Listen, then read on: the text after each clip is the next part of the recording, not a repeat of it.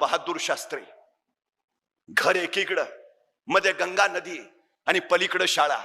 रोज काठावर जाऊन उभा राहायचे, नौकेत बसायचे आणि मग शाळेपर्यंत पोहोचायचे.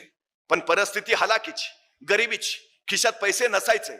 एके दिवशी शाळेत जाण्यासाठी गंगेच्या काठावर आले. बराच वेळ उभा राहिले. नाविकांना विचारलं, लाल बहादूर येतोयस ना?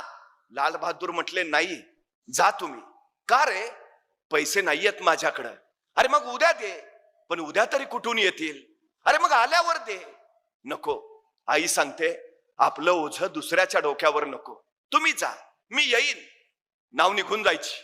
लाल बहादूर शास्त्री अंगावरचे कपडे काढायचे, त्या कपड्यात स्वतःची वह्या पुस्तकं गुंडाळायचे, त्याचा मुंडा असं डोक्याला बांधायचे आणि सरळ गंगेत उडी घ्यायचे. झपाझप पोहत पलीकडच्या काठावर पोहोचायचे.